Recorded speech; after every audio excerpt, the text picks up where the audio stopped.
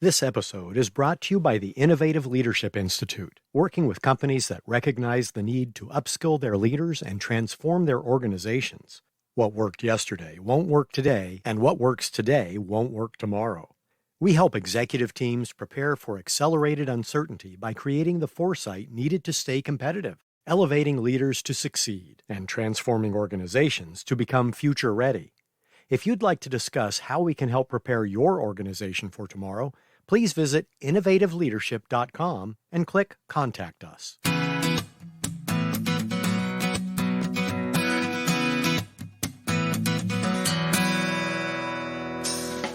Hello, I'm Maureen Metcalf, your host for Innovating Leadership, Co-Creating Our Future. I'm also the founder and CEO of the Innovative Leadership Institute. I am delighted to welcome three experts sharing their insights on navigating complexity and learning with agility: Jim Ritchie-Dunham, Suzie Lewis, and David Dinwoodie. Thank you for joining us. Give us just a little bit of your backgrounds before we jump into the topic of keys to the future of work. Thank you, Maureen. I'm Jim Ritchie-Dunham. I live in Western Massachusetts, about an hour and a half from Boston. I run a thing called the Institute for Strategic Clarity, and I am a faculty member. I'm at Boston College teaching the business school, work with Harvard's School of Public Health in the Center for Work Health and Wellbeing, and very pleased to hand off to somebody who I met a long time ago in graduate school in Barcelona, where he still lives, David Dinwoodie. Thanks, Jim. Yeah, my name is David Dinwoodie, coming in from Barcelona, where we met here at graduate school, and I'm still here many, many years later in Barcelona. And similar to Jim, I work in the strategy and the leadership area. So I do work as a research collaborator with the Institute for Strategic Clarity and with the Center for Creative Leadership as a senior faculty member there. And I run a consultancy business here in Barcelona on strategic leadership. And Suzie, how about you? I'm Suzie Lewis. I'm coming in from Toulouse, southwest France. I am the founder and managing director of my own company called Transform for Value. I am also an executive fellow of the Center for the Future of Organization at the Drucker School of Management. So as we move further into technology and how fast it moves, it's imperative that we keep ourselves relevant and that we look at the human-centered side of things. Thank you. And our conversation today is going to center around the article you wrote for the Harvard Business Review, Navigating Complexity and Learning with Agility: Keys for the Future of Work. With all of the changes we're seeing around us, what are the key areas that you think our listeners really need to focus on? The challenges are many, aren't they? But certainly this concept of change, and the exponential nature these days of transformation and change. We've known that in the business world for quite a while, but in the world of work, things are just moving so quickly. And they have, of course, the last several years just transformed so quickly. Understanding the uncertainty that brings to people in their lives, in their daily lives, their work lives, and the future of work. What will that mean for people? How do we actually help people skill and reskill to meet the up-and-coming business challenges? And what are some of those triggers, the internal triggers that bring about this sense of uncertainty and a little bit of, gosh, what am I going to do? And what am I going to help my children do? And how are we going to evolve with this expansive, rapid growth in the technology area, bringing those two things together? And if I build on that, I think it's looking at the organizational systemic change. So as a leader, how do I navigate those processes? Because for me, one of the biggest shifts we're seeing is from ego to eco, I like to say. So sort of a more individual system to a more collective, collaborative system, which is more uncertain and which has things in it that we're not used to feeling or saying, like, maybe my team knows better than I do. Oh, I don't know what's going to happen in 2 years, although I have a strategy. So we need that agility and that learning agility to learn and learn and relearn, not just around the business subjects, but also the human aspect of what does that mean for the way I run and lead my team and the people that are outside my team, because we're stepping out of silos, aren't we? So it's that big collective thing. I think it's a real challenge that goes horizontally across all processes and organizational design today. Jim, what are you taking away through your lens? What is the complexity that we're dealing with, as we said? How is that changing in so many different ways, from the basics of even how we come together? So like we're doing right here, right now, versus just 3 or 4 years ago. In our generation, at least, we would assume we'd be sitting in the same room, right? And how does that change things? To how are we looking at the ecosystem? And the things that we're seeing that are changing dramatically are people have information on what's going on, and they have immediate access to a lot of information. And for businesses, organizations, that means that they know what you're doing. So are you paying attention to them? And so that takes us further into what Suzie was talking about of what is our ecosystem? What are the values of the different players in it? And whereas before it was very easy to assume that we knew for them, oh, I know what my customers need. Oh, I know what my employees need. Who cares about the community or the other pieces? Now we have to, and they're paying attention, and they have access to tools that help them pay attention far more. So we're starting to focus on how do we understand what their values are and how well are we doing against that, and can we measure those things? And then how do we report that more transparently? When you're asking about values and is they the employees like our Gen Z folks who care about purpose and meaning? Is it your stakeholders, customers, partners, community partners? Who is they? That's the wonderful part about what we're getting into in this complexity is finding the ecosystem. And how do you define what an ecosystem is? And people have a lot of prescriptions of, oh, these are the key stakeholders that you should pay attention to. Or coming at it from the idea of what are you organizing towards? So if you don't even know what your purpose is, which it turns out most groups don't, then it doesn't really matter because you can't define an ecosystem. But if you can start to be clear on what are you organizing for? What are you trying to serve in the world? And then from there, who are the folks that have a key interest in that? Then you can start getting clear on who are these key stakeholders or these groups that we're very interested in because they have a major impact and they're paying attention. And we're not clear on what they care about because we've never asked. Right? So how do you engage with them and measure that and then work with them and with that? So then that starts to expand from what we used to think of as an organization to a corporation to sort of a supply chain to now this ecosystem of folks that are directly involved with us. Then how do you think about that? We talk about peeling back the layers of the onion. You're actually putting the layers back on the onion and building a bigger onion. So I can give a quick example, and David and Suzie have a ton too, so I'd love to hear those. Mine, for example, is a group I'm working with, a large microfinance bank. They have to be very clear in the numbers that they measure. Because they're a bank, there are regulators involved and they're investors. So it's a publicly traded company. And so they have very, very clear numbers on how well they're doing, how much money is out and the default rates coming in to the level of the transaction for 4 million customers kind of stuff. But then they say, but we also really care about our employees and the relationship with our customers. I said, good. So what are you measuring on that? And it turns out to be a bunch of anecdotes. So then they said, if it's just anecdotes, then you're representing a couple. And you can give a couple examples, but you're not representing what it looks like across 4 million. So then how do you start to understand what does it mean to embrace a customer base that's 4 million customers or 20,000 employees across 500 offices? So how do you start thinking about them much more seriously? In that case, we're bringing in much richer understanding like we have with the finances for the investors, the ability to start doing those same kinds of things with the internal experience and outputs of their customer base, of their employee base, of their communities where they're working, and sort of the first level. And then we're starting to work also, then how does that work with regulators and other systems that they want to influence that they don't have good measurement around, which I don't see as measured just to have data. It's really, where am I getting the feedback from the universe of what's actually working or not, right? So I have a story about that, but it's anecdotal only. That's an example of a group where we're starting to say, okay, you've been doing this is your story, but how do we start putting more rigor to that? And I'm curious, I know, Suzie, you have some rich examples too. Well, I'm going to build on your story discussion because I think, if you want to know if people feel included or if things are working, one good measurement is to go and ask them. And of course, that's the anecdotal sort of stories you get.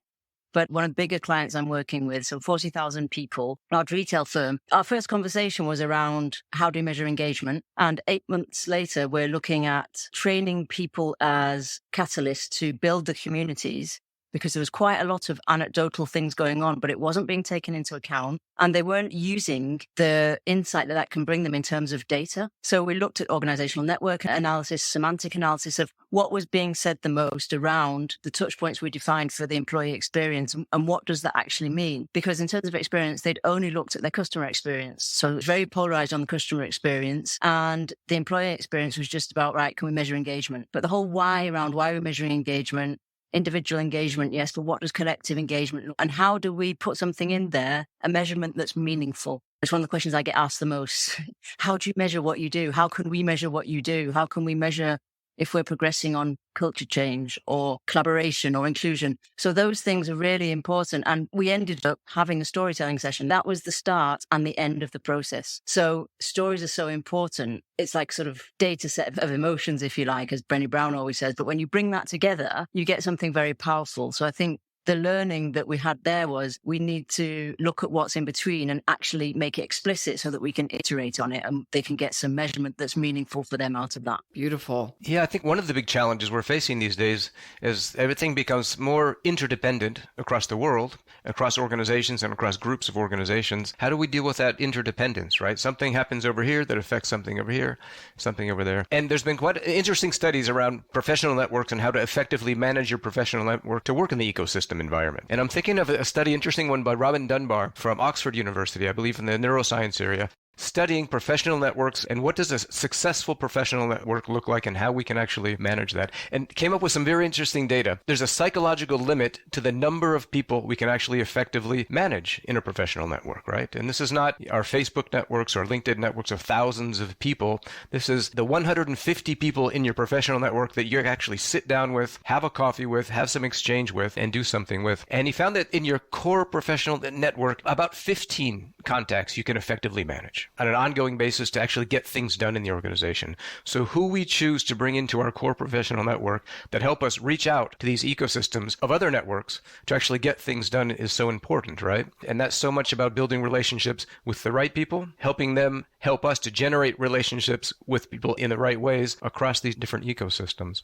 It's interesting because this seems very new to us these days, but I go back many, many years to one of my first management positions. So I was hired in Spain by Juan de Urquilla. Juan de Urquilla was the corporate finance guru at the time in Spain. And I thought, I'm going to work with Juan de Urquilla to learn corporate finance. On the first day of the job, he brings me in and he says, David, I'm so happy you've joined the company because you know so much about finance and I know nothing about finance. But I will teach you something more important than corporate finance. I will teach you how to be successful in your career. And this, David, is all about knowing the right people to get the right things done. It's about working through other people, learning what makes them tick, understanding them at the psychological level, at the cognitive level, at the personal level, making sure you know the right people who know the right people and working through them to get things done. And I think this just becomes more and more relevant, right? And making sure that we really do understand, are we connecting? Do we know those people in the networks who are at the core of the network that can help us get things done? Those people that can help bridge between different ecosystems and they can help get things done.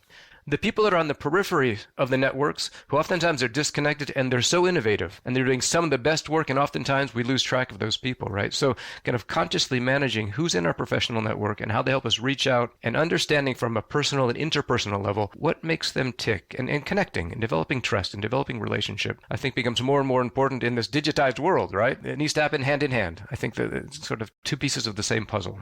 The image that comes to mind as you say that, because I hadn't heard it was only 15-ish, is thinking of an airline network. And we have hub cities, and then each of those has connections, and each hub may connect to the same cities. And so if I were to plot what are my hub cities, and 12 to 18 probably, as you said, roughly 15. And how do I act very deliberately? Because to your point, to try to manage an ecosystem feels overwhelming to me. It does. Even LinkedIn feels overwhelming.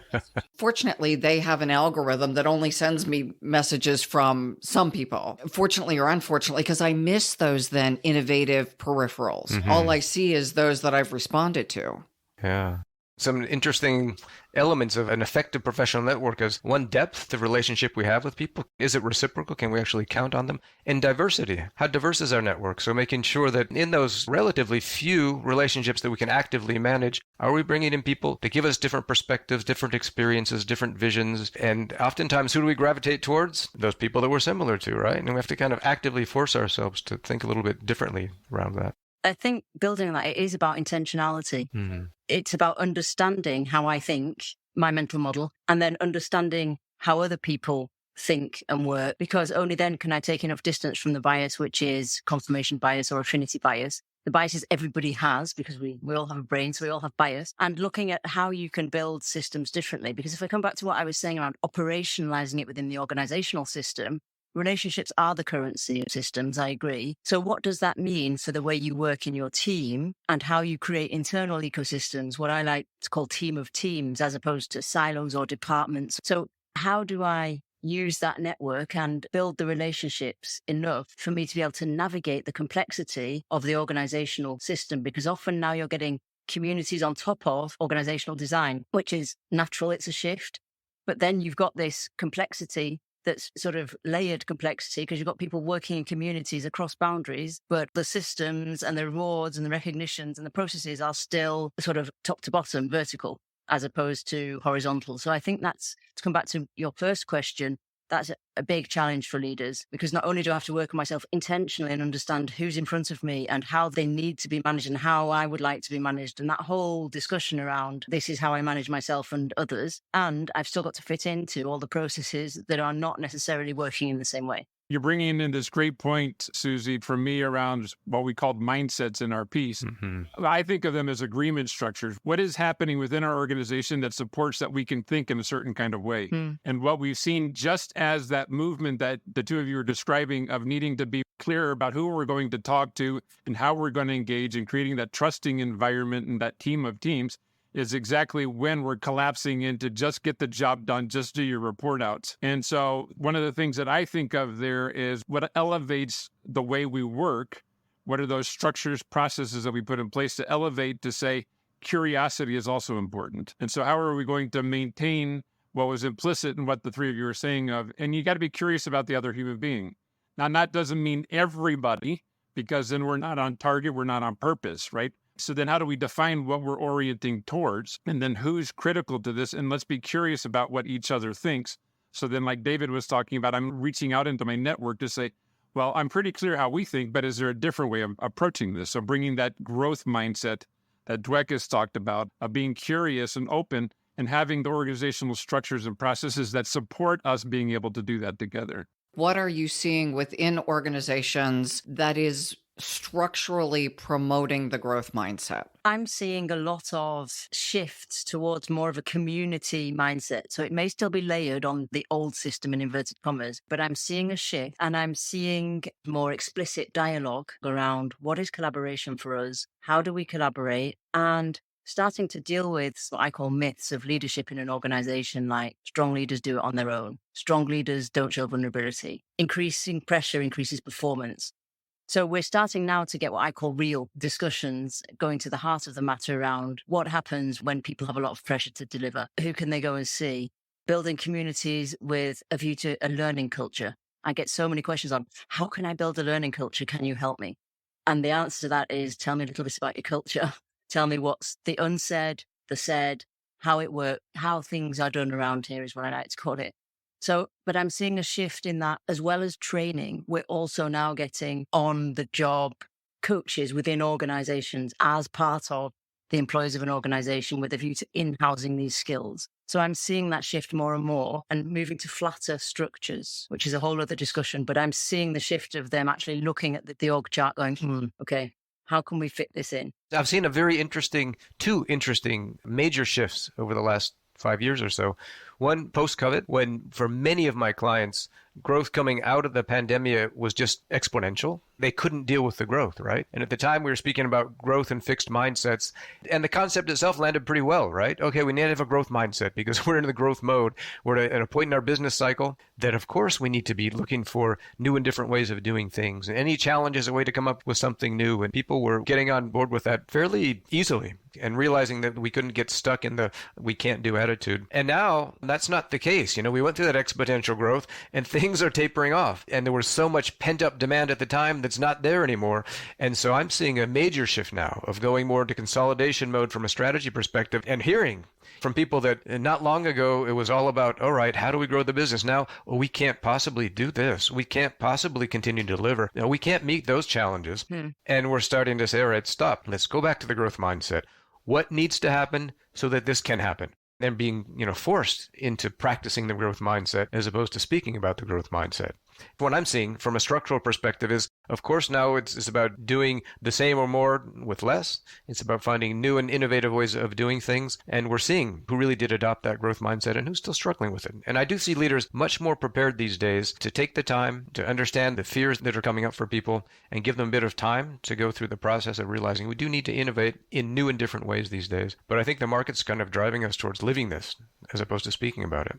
David, there was something that I think you were working on around agile teams, right? So thinking about how teams can be in a more rapid learning process. And And what were some of those capacities that they needed to be able to work better, asking questions, going and trying something, and getting the feedback and adjusting? Yeah, so actually I learned a lot from Suzie about this, the whole design thinking mindset, and maybe I'll throw that over to Suzie to help people thinking out of the box, doing rapid prototyping, coming up with those minimum viable products. But Susie's the real expert in that area, so I'm going to throw it over to you, Suzie. I use design thinking a lot and the cognitive processes behind design thinking to spark exactly what we're talking about, a different space for people and a different way of thinking, because it's right, we're being pushed and business is being pushed into that space because competitive advantage and competition is getting more and more complicated and complex. Agile teams, my starting point is always the agile mindset. So if I take Robert Keegan's work around, technical challenges and adaptive challenges, we are now in the world of adaptive challenges, which is what managing complexity is about. So agile teams is around understanding what collaboration means for them, getting them to look at different processes and trying it out. So divergence of ideas, convergence of ideas, and a prototypable solution. And it doesn't matter if it's not the final solution, and it doesn't matter if it's not perfect. That's what we're testing. And of course, if you diverge ideas like that, you can go and get the outlier voices from the edges of the systems or the team or the community, which is, as we've already said, where a lot of different ideas lie. So it's about really bringing all ideas to the table. And that sounds simple. And it is simple if I put it on a piece of paper, but it's quite hard to enact because organizational culture is what it is and people are not at the same level of maturity. So that discussion of what model would work for you, that's the big thing. And sprinting on a minimum viable environment. What's the benefits? Which resources do you need? What would be your first action? What measure are you going to take? Say, yes, this MVE is viable and we will build on that. So this type of process is slower mentally than just delivering. And that's different from what they're used to.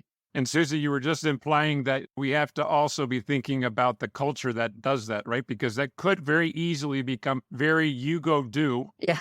And bring back, and I'll understand that, but what you're pointing at is that psychological safety, the go experiment, the try, the curiosity, respect, all that technical sounding stuff works best when the culture, the psychological, sociological culture is there also. So maybe you could say a little bit more about that. Absolutely. And it reminds me of an anecdote of a client I had where we were discussing the transformation strategy and the human dimension of the transformation strategy. And he said, I'm really bought into this. Come and tell me when it's finished. Okay. Anecdotally, it's interesting to see just how removed he felt from that. Yeah. Because I think to come back to, psychological safety also needs to be role modeled from the top if it's going to be a cultural shift. So it's so important that people feel that they can bring their whole selves to work, their best ideas without fear of reprisal, and that permission is given in the group, whether it's a team or a board or an excom or a community. If you look at the 4 stages from Timothy Clark, that they have that safety to be included, that safety to learn, because everybody has a need to learn and grow, that safety to contribute. So I can put my ideas on the table. My team will step back so that I can do that. And to challenge, my team will also step back so that I can challenge the status quo. So I think that's really important. And it's not just on a PowerPoint slide, because often I see it on a slide. Mm-hmm. So this is where I'm back to operationalization. And the design thinking methods and things like that can create a different environment quite quickly. I think the question then is, how do you plug that back into the existing culture? I always find it interesting what Amy Edmondson says around psychological safety. One of the things she encourages as we're trying to build psychological safety in our teams is to admit our own fallibility, right? She says to model this and say, I make mistakes. I don't know everything, and let people see that and give this sense of comfort, right? That we all are here to contribute. We are always going to get it right, and oftentimes we won't get it right, and that's okay. And, the sense of actually me modeling psychological safety by admitting this fallibility and giving some examples, right, of when I actually make mistakes, and that permission sort of gives the permission to people to speak up as opposed to the fear of if I speak up, I'm going to be seen as being unintelligent or not connected or not smart enough, right? So that's, I think, one of those interesting tips that we can take on board as leaders.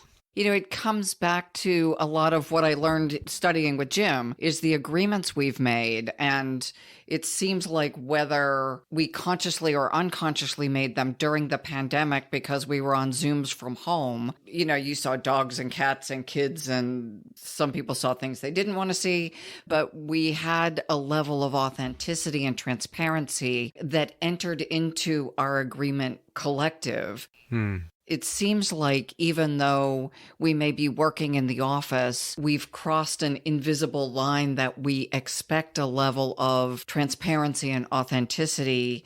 We expect our humans to be more human. Our machines are saying they love us. Our humans have to be human. That's the differentiator. One of the things that we're starting to work on is how consistent are we at doing that across the organization? We know people know how to copy paste what they've heard. They said, oh yeah, we're a learning organization. Yeah, sure, we do Agile. I said, okay, well, let's look what you're actually doing. But people know how to use the language and they know when the boss shows up how to act. Not everybody does, but many know how to. So the question is, how consistent is that across your organization? And that's where we're starting to use some of these ideas of measurement, both the subjective inner experience that people are having, as well as the objective data that we can get from their activities, their outputs, and starting to see how consistent are we across the organization. Now, here I give 3 quick examples, because you could say, well, that's really for big organizations. But, we were working with a textile mill, which I've written a lot about, and there was a couple hundred of employees. But a couple hundred of employees with those teams that David was talking about is dozens of teams. And a lot of people are on multiple teams. Right? And then they're communicating or in flow with each other. So what do each of those teams look like? What does the culture of those teams look like across the organization when the bosses aren't there? And how consistent are we? We did that also within a large finance company in software engineering for a large bank. And there we had 1,000 employees that we were working across. So hundreds of teams. How does it look like in the team? So is it that we have a couple of cases where people do this agile thing in the curiosity like Suzie was talking about really well? Or is it consistent across our whole organization? Because the thing that scares me the most when I think about strategies is that, I think I know what I think, and I think I know what you think, but the decisions are made by every single person here in our organization every day that affect the whole company. And I have no clue how they actually understand the world and what they're actually doing when I'm not around. They're making decisions. Do we know what culture is behind that? And so we're starting to use these measures, and they've done a lot of that work at CCL over the years. What are the kinds of things that we want to measure about individuals and teams to know what experience they're actually having and that they'll give us credible data, and that we can start to match that with outputs and outcomes, right? To start saying, look, when in your organization people do what you're talking about in the C-suite well, like the stuff that we've been talking about, then you get these kinds of results. And when they don't, then they don't. And do you have a way of knowing what's happening throughout your organization, not just in the couple of pockets that you happen to know about? Just building on that, Jim. So at the Center for Creative Leadership, we've done many studies in that area. But one that comes to mind for me, a study called Leadership Across Differences. We're looking at organizations around the world, going through internationalization processes and sort of going through globalization process, looking for the superior performers and the underperformers, and what are some of the lessons that we learned there. And a lot of those topics are coming up right now. And I do think there's something that's important for us to gather data around. As you're speaking, Jim, how do we gather data up, down, and around the organization to measure, one, the real degree of direction, clear sense of direction that people have in the organization, not just at the executive level, but down to all the different levels. And we can measure that in organizations. Alignment, how well we are aligned, as Suzie was speaking, across different silos in the organization, different business units of the organization, different geography of the organization. What's that alignment look like? And we can capture clear data about that. And then the third factor is commitment, the extent to which people are committed not just to my job and my department, but the overall organization of transformation in the organization. And we see clearly there's a clear statistical correlation between these 3 factors, direction, alignment, and commitment, and performance results. And so we need to pay attention to that, especially in these times of transition, right? I'm working with companies in the automotive industry going through major transformation at the moment, right? And what does that mean? It means really running 2 businesses at the same time, the business of today that we know we have to deliver on, and we have to be very clear about delivering on that business because it fuels the business of the future, which we don't even know what that looks like yet, right? What does mobility look like? And, these paradoxes that we need to manage as we're doing that. And as we're managing paradoxes, helping people see there is a clear direction that we need to line up with. We are aligning across the organization, and we are committed to that. And we need to pay very close attention to that because as we transform, we tend to start to lose 1 or 2 of those elements. And if we don't have all 3, the results just don't come. And I think it's 2 different cultures, isn't it? Like you say, business as usual and innovation. But how do you marry those cultures at the same time? Yeah. They will always be uncomfortable because complexity is. And I think one of the messages for everyone I talk to leaders a lot about is you're probably never going to feel comfortable. You just get more comfortable with feeling uncomfortable because that's what managing complexity is about. But it brings up two major leadership skills for me that are crucial and will get more and more crucial. One is sense making. Mm-hmm. So building on what Jim and David said, sense making and constantly sense making because it moves, it's emergent, and also critical systems thinking. So, silos in an organization can also be silos in one's mind, and often they are. So this whole, I'm going to call it zoom in, zoom out, because that's what I call it a lot when we work on it, is so critical of connecting the dots, connecting people, connecting business value, business advantage, end-to-end processes. Everything needs this critical systems lens. And I think it's really important because today, all the decision makers in an organization are not necessarily sat at the top. And that's a good thing. And organizations are evolving. So you get key influences at another level of the organization that are also doing sense making and decision taking. So there needs to be transparency around that. And I think sense making and critical systems thinking are key for leaders today. Earlier in our conversation, David talked about storytelling and how I use data to change my story. I assume that's connected to sense making.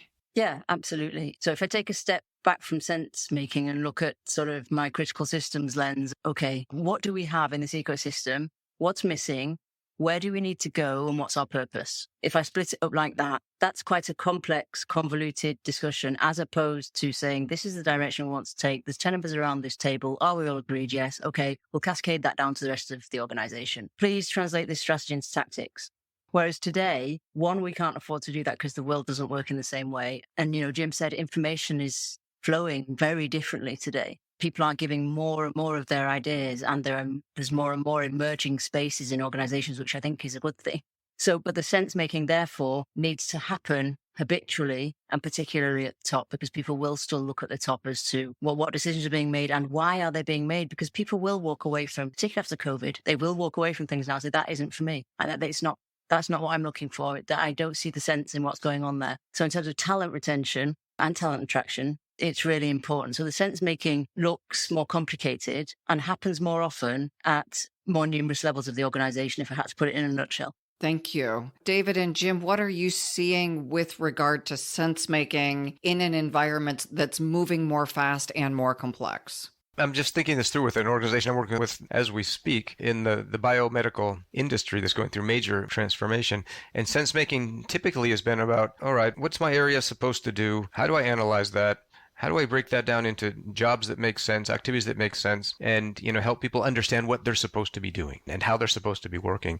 And now what I'm seeing sense making is more about, wow, all right, how do we think about what something might look like in the future? And how do we build some sort of work stream around something which we don't even know what that looks like yet, right? And trying to get our head around not so much how do we understand what we have and make it work, but how do we start to understand something that may occur in the future? And how can we start to generate some ideas and some prototypes around that, make some sense out of that, so then we can latch on to where we will be going in the future and how we will make things work in the future. So it's very much this sort of paradox or polarity of what makes sense for what we're doing today. It's an elevated level of strategic thinking, I think is what I want to say. To make sense of what the future looks like, we need to have a much more elevated sense. It's what we call vertical development. We start to develop people not so much in helping them understand a little bit better what they do and give them more information and more tools, but open the mind. What will the glass look like in the future as opposed to how do we fill that glass with something today? And I think that's one of the shifts that we're seeing. And it does require some really advanced leadership growth and some mindset shifts and getting comfortable operating at levels which are, much more ambiguous than they used to be. And I think sense making is about that. It's about a little bit going from saying, yes, complexity, and how will we make some clarity out of that complexity and getting people's input in that. It's not so much the leader who tells us now how we get things done. It's bringing people together and starting to figure out together where we're going. You use the word vertical development because that phrase is so crucial in what you just said. Can you give us the quick overview? Because I know we could spend the next 3 hours talking about vertical development. Yeah, so vertical development in a nutshell, and jump in, Jim, Suzie, it's sort of this comparison between horizontal development is studying a little bit more to get more knowledge and more skills to do your job better and move on to the next job. Vertical development is how I elevate my mindset and how I start to be able to see the horizon and beyond the horizon and understanding the interconnectedness between things and being able to see things from much different perspectives. And we need both. The interesting thing here, when we speak about vertical development, we do need to help people open their minds and see things in much broader, strategic, future-oriented result-oriented ways. And as managers, we need to be operating at different levels, right? With vertical development, we need to sort of build our capacity to do that, and at the same time be able to come down to other levels of thinking to make sure that we're helping people get things done and kind of bringing them along in raising their perceptions and their awareness. That's kind of the concept of vertical development. Jim, would you talk about the paper about how you integrate both people who are vertically developed with people who are horizontally developed into teams? There are a limited number of people who are highly vertically developed. There are also a limited number of people who are strongly horizontally developed in their field. So how do we curate the teams to ensure that we have all of the experience we need in the room and come out with a strong outcome? Yeah, you're referring to a piece that we did a few years ago, thinking about if we know what our purpose is and people are connected to our purpose, then who do we need to have in the room to be able to help us work towards that? So I think of that as what are the required voices in this room or perspectives? And how do we as a group start to listen to that? And a very simple example for me that I was actually in was we were trying to decide within a textile mill whether we could make money selling this sock. And I said, good. So then who do we need to have in that conversation? And working through that, we said, well, we need to know how much it's going to cost. So we need to have the guy that's designing it, and it's a new product, so he'll have to sort of play with scenarios. Then we have to have the person who's going to sell it so that they know what we could get for that out in the marketplace. And then we have to have the accountant who can help us understand, can we make a profit with those costs and those revenues and everything else that's happening? So the point is, if we don't have those three perspectives in the room, then we're not having a conversation. And if the marketing person comes and says, well, I'll tell you what the accountant would said, wrong answer, because that's why you're not the accountant. And maybe you do understand those things, but not in this context, not today. And the accountant could say, well, this is what I think we could sell, but you're not the one in touch with the sales and the customers. So we have to have all three perspectives. So likewise, when we think about what we call co-hosting is not only the horizontal knowledge, which is obviously critical that I just mentioned, but we can also start to look at vertical development of people who are able to see levels of subtlety and wholeness within the system that people who might be more technically competent but didn't have that couldn't, as an example. And so inviting into the room and being clear, it's helpful when we have people that are at higher stages of vertical development. But it's also helpful when we have people who are here because of their technical knowledge, because they've spent a lot of time in this area. Or they're people that the process works far better when they're here. They're very good at process kinds of things. And then we also had, in that work, we're talking about states of awareness in addition to stages of development. There are people who are just very capable at understanding the subtle things that are happening in the room, whether it's their technical competence or not. But they're like, oh, wait a second, you just did that eyebrow furrow thing. Or I could feel that something shifted in you. And others of us are working at a much more gross level. So bringing in people who can work at those different states of awareness, as well as those stages, the vertical development stages, as well as, how much knowledge do you have about this area that we're working in? And bringing in all of them, we also had what we mentioned a little earlier ago, that curiosity or mindfulness. How open are we to noticing new things? So I'm not stuck in that stable mindset or static mindset, rather, looking for, well, what did you just say that changed? Or is that new or different? So anyway, so we had started to look at vertical development as a key benefit that you could bring in, but not required of everybody, but a definite benefit that you could build in so that you could go to that person in the conversation and say, well, once you heard those three perspectives of the accountant, the marketer, and the developer, what do you see we're missing? And what did you feel was going on? So we could bring some of those other perspectives as well. I'm thinking about how do we build those into an org structure where we started earlier, like you're our chief highly developed person in the organization. Like there's no job title for that. It does take a little bit of rethinking. Well, it does, but this is where that measurement stuff I think has come really handy. So where we've been doing that of to say, okay, well, when Suzie was talking about earlier, those communications amongst teams, right? That fabric that connects the network. Who are those people and what are they bringing to the game? So are they there because they have very senior titles? Are they there because they have very senior knowledge, a lot of experience in that one area? Or are they there because they're able to invite the space that people will feel very safe in and bring far more of their wisdom in? And what we started to discover just through applying some of these simple measurement systems, I say simple, but robust measurement systems, is to say, wait a second, we have in 3 of these key liaisons between groups, So one group that's like looking at operations and costing versus marketing across the whole organization. The person that was there was actually the person the lowest on the vertical development. And that person was there because they had the most senior title in the group and they wanted to be the liaison. But they were the one who invited the least of curiosity and this ability to see in others what they needed to contribute. Whereas there was a more junior person that was in both of those groups who was really good at saying, wait a second, David, you have something to contribute here. Now, wait a second, Suzie, we need to bring in this part. So they could orchestrate that from a higher vertical development perspective. David? No, it's interesting because we oftentimes talk about the orchestrators, right? Those people that have had the opportunity to develop themselves vertically, become the orchestrators. And one thing the research has shown us very clearly at CCL is how to develop vertical development. And a large part of that is around what we call heat experiences. Having a heat experience, taking the knowledge that you've built already, your studies, your experience, and being thrown into something which throws you so far out of your comfort zone that you have to operate at a different level. I think of the first time I was sent after having studied corporate finance and worked in corporate finance, and the first time I was sent to Peru to negotiate my first large merger and acquisition deal and corporate finance package.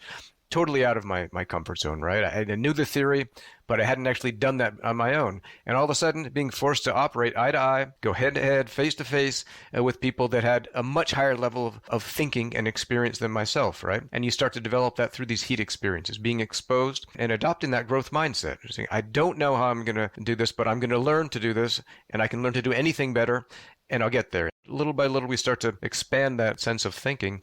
And those heat experiences are really at the core of this development towards a more strategic, interconnected, interdependent way of thinking, I think. Oh, that brings in then the importance of sense making. When I have the heat experience, then I need to be supported so that I make sense of it from an elevated perspective rather than oh crap, I don't know what I'm doing perspective. Yeah. And an important part of that sense making at times, we've seen it in adult learning, 70% of our growth comes through these heat experiences, right? 20% of it more or less comes from having the right network of people around us that help us make sense of things, right? And help us challenge things. And having their colleagues, your coaches, your mentors around that can help you make some sense and then challenge you to take the next step and hold you accountable to taking that next step is so important in that process. But you come to the foundational block again of mental models. I can step back from my assumptions and therefore I can learn from that space. And of course, when you're in the situation you just described, that heat experience, you're like, you just revert to type. Of course you do. So I think having that capability to say, I'm going to have a growth mindset, I'm going to step back and I'm just going to let it emerge and I'm going to have an experience. And then I can look at what worked and what didn't work, I think is really important. It's the foundational block for me of managing complexities, understanding your mental models and being able to make sense of them. And then you can make sense of what's happening around you. I really like that because one of the things that we have talked about and each of us is doing is that assessment piece, and it's self-assessment and organizational assessment, knowing what that next level looks like as described by practitioners at that next level of content knowledge horizontally, or they've moved from being sort of an apprentice to a fellow craft to a craftsman to an expert or master. So we know what that looks like. We know what the vertical development stages look like as described by people living from there. And that self-assessment and then the group assessment lets us know who's really ready there versus the title that they have. So I think, David, you were giving the example, but how old were you when that happened? The example in Peru. Yeah. Oh, I was probably 27 years old, something like that, Yeah. Exactly. So we can look and say, well, obviously that person needs to be the 55-year-old who just had their first course at the Kennedy School, and therefore, they know more than the rest of us. Or you just say, do we know what to look for in our organization and say, wait a second, through this assessment, and you can do it as a self-assessment or a group assessment or a more formal assessment like I was talking about, but we can start to identify people that have those capacities that you said, well, we didn't think that the person who was best at opening that space on a consistent basis so that the whole team showed up and got through it and got to something was our 27-year-old and not our 50-year-old. And I got called to the carpet on this when I was doing a big exercise down in Guatemala quite a few years ago with CARE. We had done a whole strategy thing with multiple stakeholders, so 20-something stakeholders from across society in a very difficult context. So the guerrillas versus the army versus the president's office versus the medical, all that kind of stuff. And we'd come up with this story for how to alleviate poverty from their perspective in their country in Guatemala. And so we were getting ready to take it out into the field and go visit a bunch of the internal parts of this, they call it the interior of the country, different offices. And so we were practicing storytelling. How are you going to tell this story and invite people into it? And at break, this very young person came to me and said, why'd you only pick the bosses? I said, that's a really great question. He said, because these are the people that I've been working with and know, and that I've seen, because I know them, I've seen them tell the story. He said, well, I'd like to try.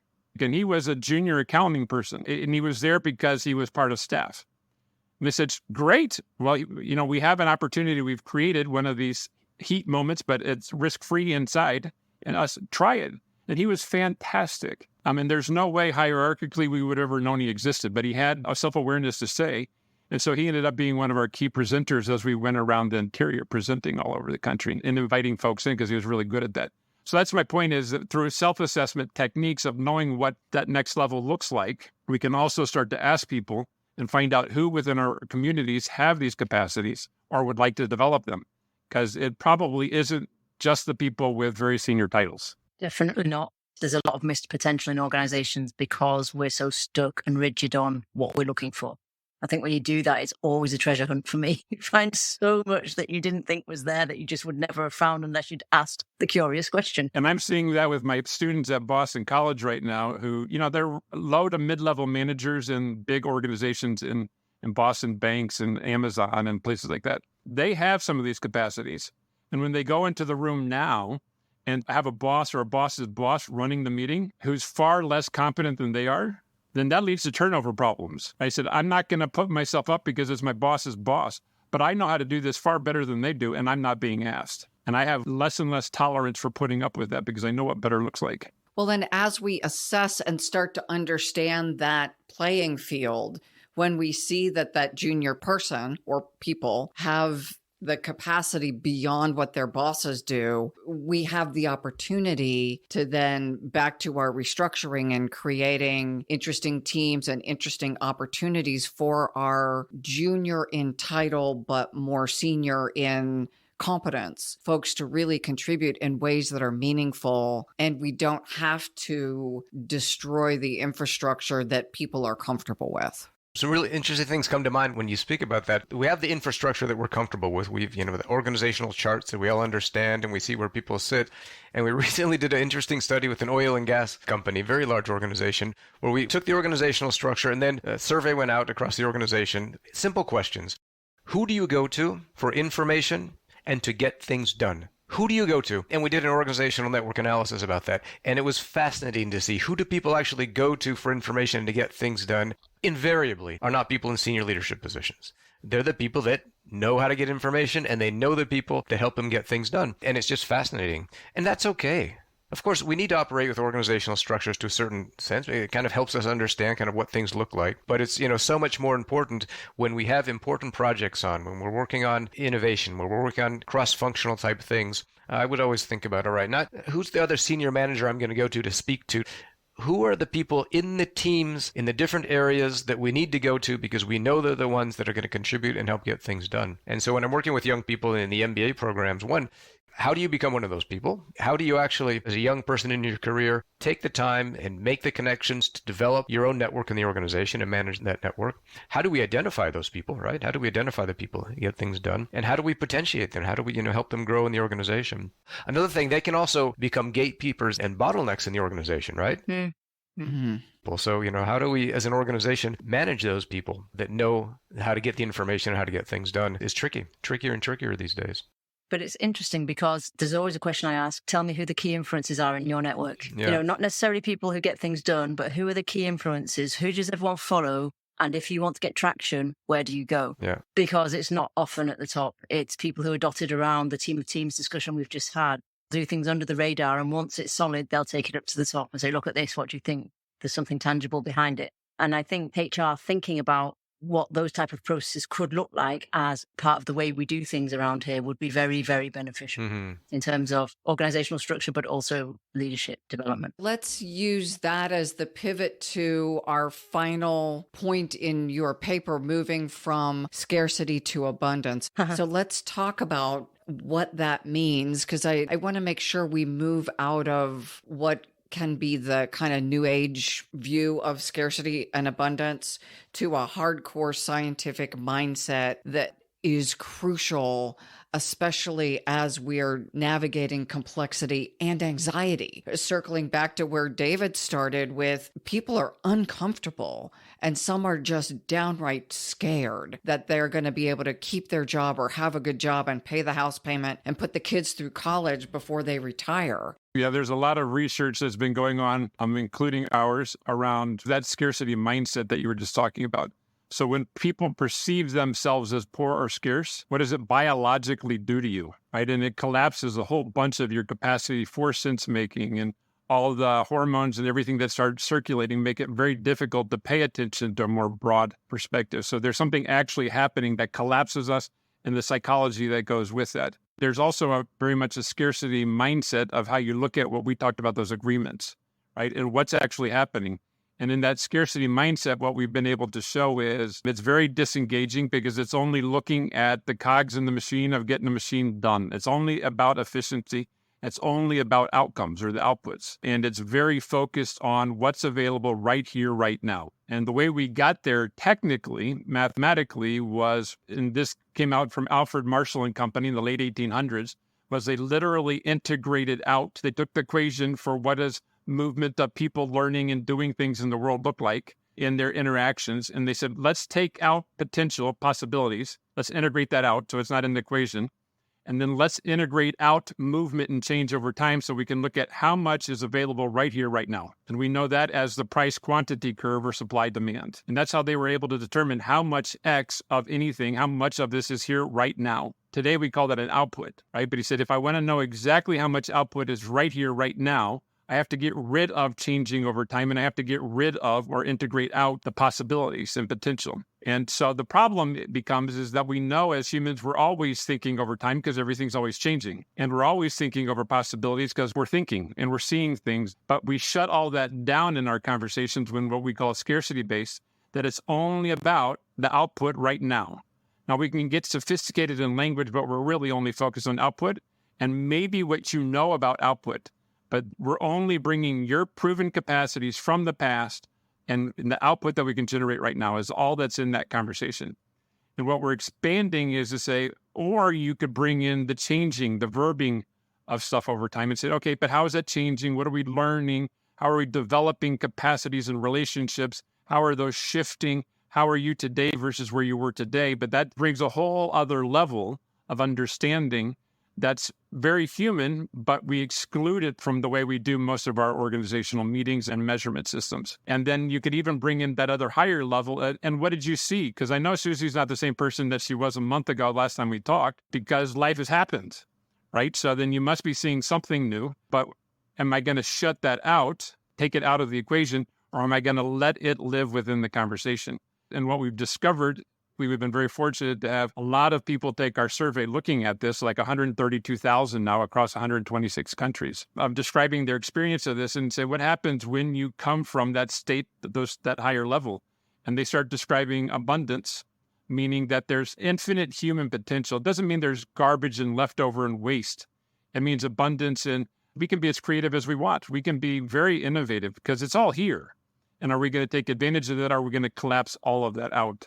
It's much more engaging when we're in that space versus very disengaging, which we know most of the world is very disengaged. And we know the world is very lonely on a large scale right now versus when they're in that more abundant space. So all of these things that we've talked about, the measurement systems, the structures, the processes, the agile, dealing with that complexity, and whether we're dealing with today's business or tomorrow's business, we still have to be, as you all are describing, the curiosity, that respect, that sense of safety in exploring what we are learning together. So that's what we call moving from that scarcity mindset that takes all of that out of our structures and processes, our mindsets, and the biological effect of that, to more of this abundance perspective of there is human potential. I believe I have human beings with me, not cogs in a machine. You're not a replaceable part. You're a person, right? And what are you bringing today? And what can we sense in that today? And so that mindset is a very dramatic shift and has a major impact on how we engage and interact and flourish as human beings. Jim, you mentioned flourishing. Can you share a little bit about the Flourishing Initiative? And certainly David and Suzie jump into how you're all contributing to this really important program. Flourishing, the way we're defining that, is whole human well-being. And by that, we mean that you're a physical and mental and social and spiritual being, meaning you have meaning and purpose in life that drives you also. And so can we agree on some way to measure across all of those dimensions, and not just whether you have more money or whether you're just happier or whether you just are more educated, but can we start to pull all of that together? And so we have a measure or set of measures we're using calling flourishing. And the we is the Harvard Human Flourishing Initiative. There are two exciting things that folks can learn more about. One is leadership for flourishing. So how does leadership within organizations influence the flourishing of their ecosystem? And how does flourishing influence the leader themselves? So a lot of these moves that we've talked about, how do they become more flourishing themselves? And how does that influence the flourishing that they can bring in their larger ecosystem, their self, their teams, their organizations, and the larger ecosystems? We're fortunate we just got a book accepted with Oxford University Press is going to publish our book on leadership for flourishing, and we're putting that together. So that's very exciting. The other is this global flourishing study, which is kicked off this past year. And we're gathering the data right now, interviewing 240,000 people in 22 countries every year for the next 5 years to start looking at what are the factors in their lives that influence their flourishing and how do those change over time. And that's in partnership between Harvard and Baylor with Gallup. So Gallup is out doing all of those interviews with their whole apparatus and gathering those data with that panel of 240,000 people. And we also have their childhood data, where they are now, and then interviews every 5 years, looking at what are the different factors influencing their experience of flourishing, and how do we look across a lot of different cultures. So that represents statistically about 60-70% of humanity. And not surprising, as has been in this conversation, within our own countries, there's a lot of variety of how that shows up in humans. And across cultures, that also has a lot of variety. What is it that's sort of common to all humans and what's different in different cultures about how flourishing shows up? Within our organizations, we want healthier. And what do we mean by healthier? People can express their health and beauty as individuals and as groups across our ecosystems. And can we measure whether you're better off because of that? Is the organization, is your community, your ecosystem better off because you're here within their own experience and the outputs that they're able to generate in the world? And how do you measure across that physical, mental, social, and spiritual or meaning and purpose dimensions as a consistent whole? So a lot of exciting work is happening around the globe, and those are a couple of the initiatives that we're involved with. And I think it brings us back to the importance of vertical development and the inner game of leadership, because that is what is going to make that shift sustainable for me. So working to thrive as opposed to working to survive. So what's running me? What are my inner assumptions? And how do I step into what I call my happy place? How do I step into my more creative competencies, to use the leadership circle words around how do I come from a place of inner motivation? And that feels very different, and the outcomes will be very different. So, and it'll be really interesting to see those as data sets. But I think just the inner game needs to be an open dialogue in organizations around leadership development. Thank you. You just reminded me. You're welcome. There's so much exciting work happening. Another group that I'm part of at the Center for Work Health and Wellbeing within the School of Public Health at Harvard, we're looking at thriving from work. And what's really exciting there is in high-risk jobs or manufacturing kind of jobs, what does thriving from work look like? So it's not only the senior leadership and people in professional roles, but what does this look like across the world in manufacturing facilities? Is it safe to walk to work? And do people listen to you on the manufacturing floor?